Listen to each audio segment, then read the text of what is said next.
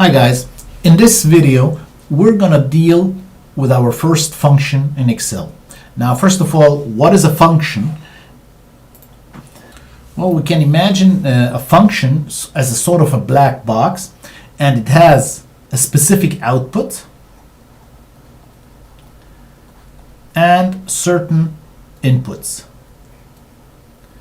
These inputs are called arguments. So for instance, this is argument 1, this would be argument 2, and this would be argument 3.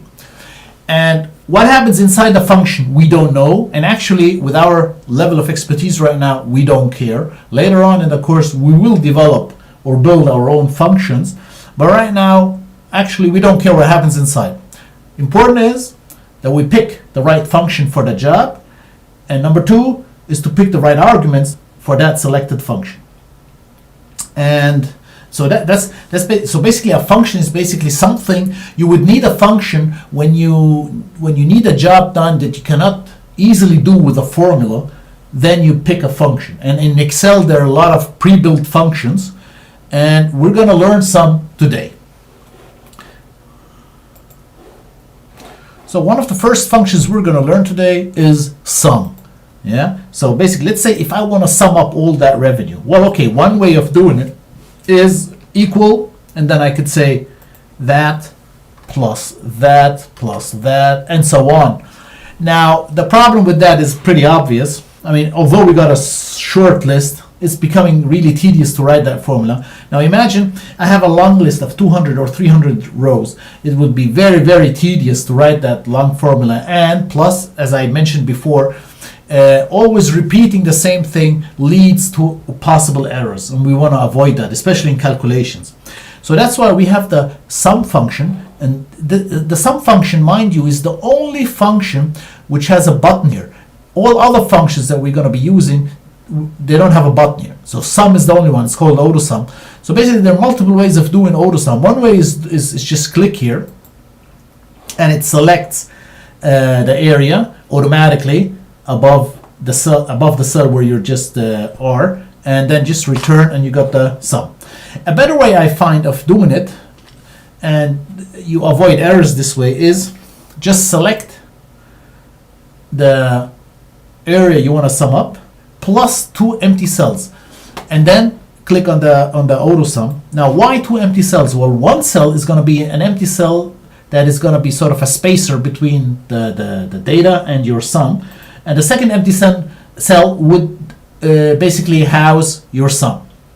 Later on, we're going to be doing sorting and filters, and I'll show you that it's beneficial to separate sums from the normal data by an empty row or cell, because otherwise your sorting and filtering efforts might get hampered by not having a separate, an empty line between your sums and your data. Right. Now, another way of actuating or getting the sum is using the wizard, the function wizard. And there is the function wizard. And if I click on that, I have here on top multiple groups of functions. But I tell you what, I've been using Excel for over 20 or 30 years, I don't know, and I could never remember where each function, in which group each function resides.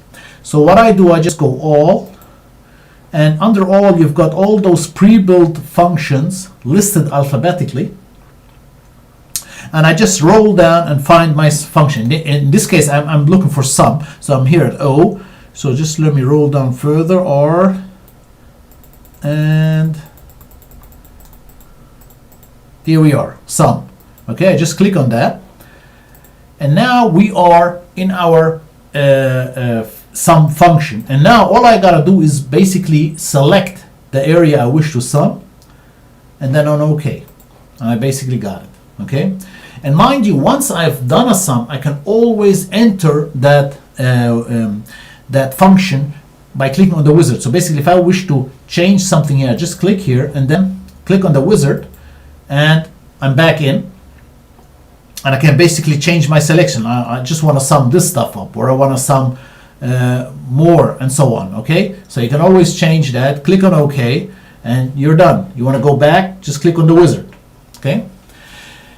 And a third way of writing functions, especially simple ones like the sum, is basically look at the way it's written up. It's very easy. So basically I can do it manually. Basically I go equals the word sum and then open parentheses, select the area I wish to sum, for instance this area here, and then close parent, and I got it. Okay, so there are three ways of doing it. With the sum, you have the extra luxury of having a button which you could use, or you could use the wizard, where you basically go into, sorry, I'll do it here again. You go into the wizard, go best of all, go to all, roll down the list till you find the function you need, in our case sum. There it is.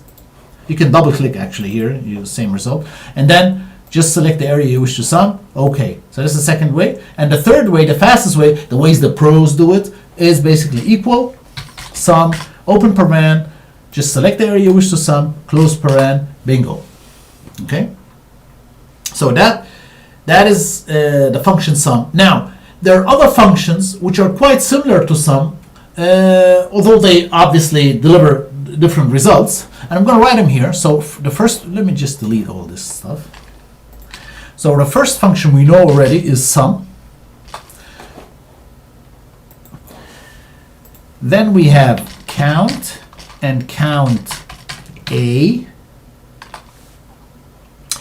Then we have max and min, and then last and not least average. Okay, and basically the handling of all of these is quite similar. I'm going to do the first one with the wizard. Basically click here the way we've done it before. Or you know what? Let me do it manually. I've done it twice with the wizard. Okay, so manually it's like equals sum. I'm going to sum up the hours. So just select the hours and close paren. So that's sum. Count is the same way. Let's do it with the wizard. I go to wizard, go all. Now just roll down to C to count. There we go, count, and just select hours and go. So I got like 7. Okay, and CountA similarly. Let's go again, all, CountA. All right, again, and okay. So you see the difference between count counts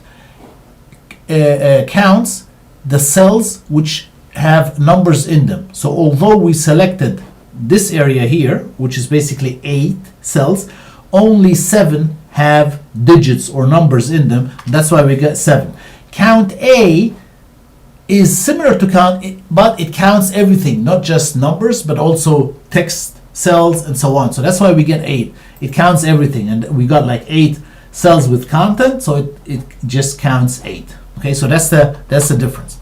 Now, if you notice, every time I selected only a specific area. Now that is okay. However, if something new turns up, let's say now somebody else comes in, let's say like Harvey, and he has like 45, I don't get it anymore here because my area just extends to here. I did not cater for any new content or any new rows.